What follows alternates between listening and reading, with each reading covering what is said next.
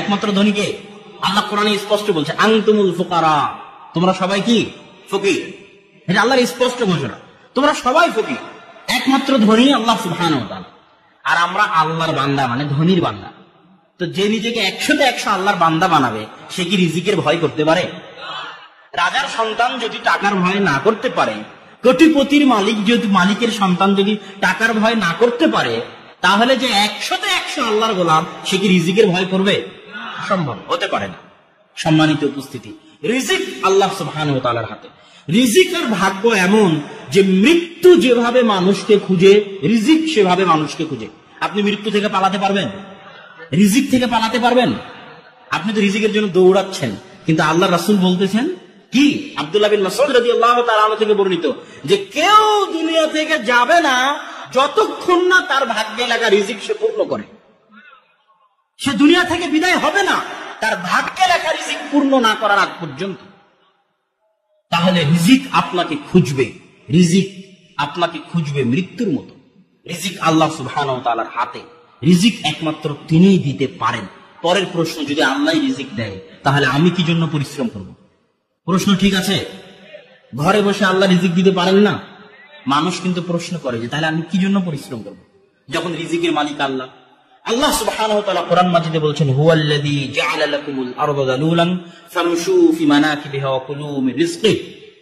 ওই আল্লাহ সেই আল্লাহ যিনি জমিনকে তোমাদের অধীনস্থ করে দিয়েছে, এই জমিনে তোমরা বিচরণ করো আর এই জমিনের রিজিক খাও। খাওয়ার নির্দেশ কার? আর এক আয়াতে আল্লাহ সুবহানাহু ওয়া তাআলা বলছেন, ফাইদা কুদিয়াতিস সালাত ফান্তাশিরু ফিল আরজ। যখন সালাত শেষ হয়ে যায় জমিনে ছড়িয়ে পড়ো। ফজরের সালাত আদায় করে ঘুমিয়ে যেও না, অলস হয়ে না। আল্লাহ অলসতা পছন্দ করেন না। আল্লাহ বলছেন সালাত শেষ করে জমিনে বেরিয়ে পড়ো। কি জন্য বেরিয়ে পড়বে? ওয়াবতাগু মিন ফাজলি।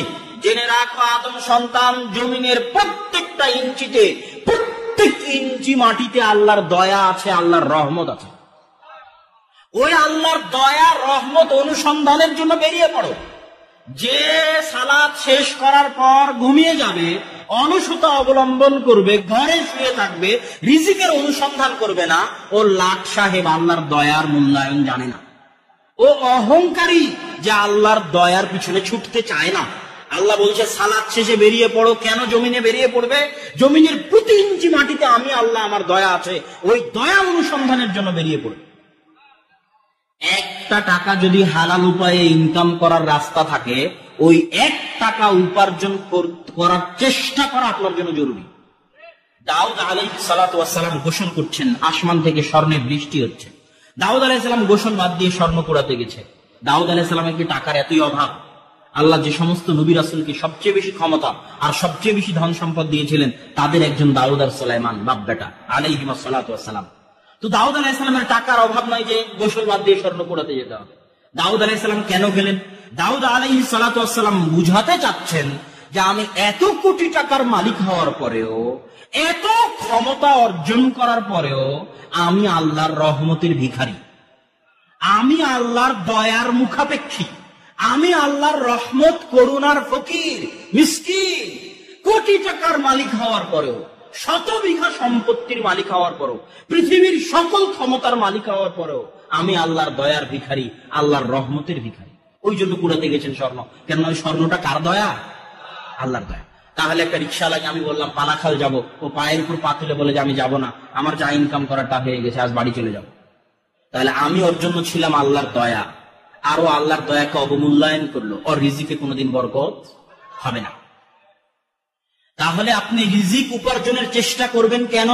আল্লাহর দয়ার সামনে নিজেকে ছোট দেখাতে, আল্লাহর দয়ার সামনে নিজেকে ফকির দেখাতে, আল্লাহর দয়ার সামনে নিজেকে মিসকিন দেখাতে।